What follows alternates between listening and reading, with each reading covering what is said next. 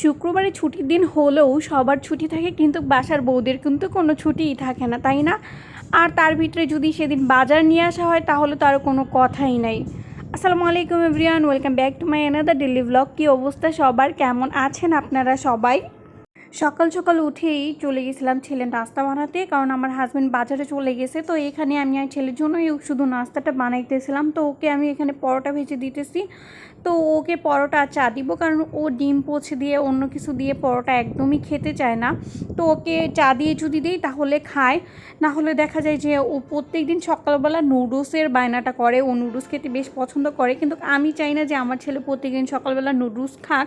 ওকে আমি দেখা যায় যে সপ্তাহে 1 থেকে 2 দিন নুডলস দিয়ে সকালের নাস্তাটা দিয়ে অন্য সময় পরোটা বা ডাল ভাজি যেটা সেটা দিয়ে মানে খাওয়াই ফেলি, কারণ ও সকালবেলা খাবার নিয়ে খুব বেশি বায়না করে।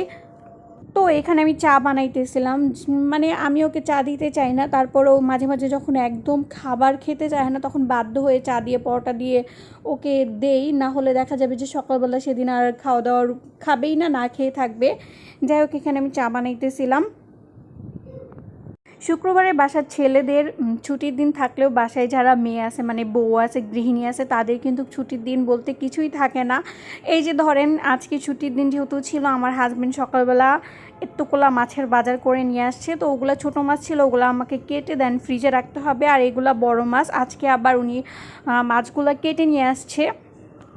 আর যেদিন বাজার করা হয় ওদিন মনে হয় অর্ধেক সময় চলে যায় এই বাজারগুলো ধুয়ে গুছিয়ে রাখার জন্য। আজকে আবার আমার এই মাছগুলো কেটে নিয়ে আসছে, যার জন্য কাটার কোনো ঝামেলা নাই, কিন্তু কিছু মাছ নিয়ে আসছে যেগুলো আবার আমার কাটা লাগবে। তো আমি যেটা করলাম, সবগুলো মাছ একত্রে বের করলাম, তারপর এগুলো জাস্ট আমি শুধু রক্তটা ধুয়ে দেন রেখে দিব। এমনি সবগুলার পরিষ্কার করার মতো সময় আমার কাছে আপাতত নাই, কারণ দুপুরে রান্নাবান্নাও করতে হবে, আবার কিছু মাছ আমার কাটাও লাগবে।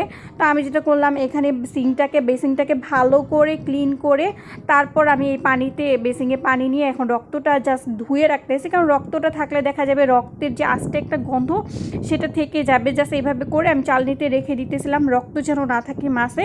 তারপর এগুলো আমি পলিথিনে করে মানে পোটলা করে রেখে দিব।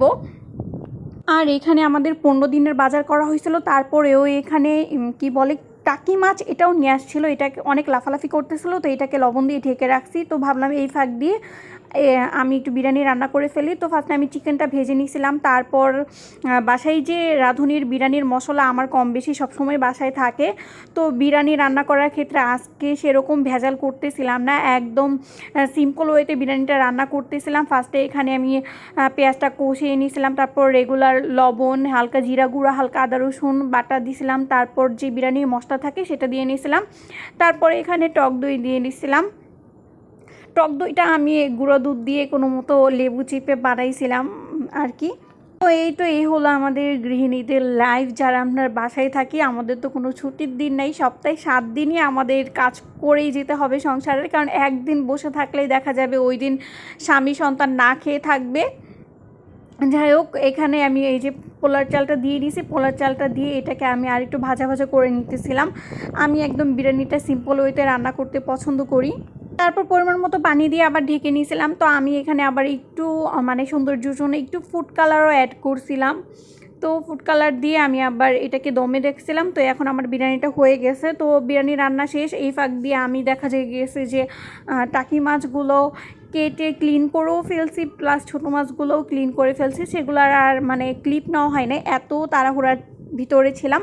আর যেহেতু ছুটির দিন ছিল, বিকালবেলা ছেলে একদম বাসায় থাকতে চায় না। ছুটির দিনে কম বেশি আমরা চেষ্টা করি ওকে বাহিরে নিয়ে যাওয়া, ওকে একটু সময় দেওয়ার। তো এখানে গাড়ি নিয়ে খেলতেছিল, প্লাস আমরা টুকটাক খাবার খেলাম বাহিরেই। যে আজকে বিকালে নাস্তাটা করা হয়েছে মেনলি। তো এখানে আমি শর্মা নিয়েছিলাম, আর আমার হাজব্যান্ড আর ছেলে বার্গার অর্ডার করছিল। আর আমাদের এবারে শুক্রবারটা এরকমভাবেই কাটছে। তোমাদের শুক্রবার কিভাবে কাটে তোমরা কিন্তু কমেন্ট করে আমাকে জানাতে পারো। আর আজকের ভিডিওটা এই পর্যন্তই ছিল। আল্লাহ হাফেজ।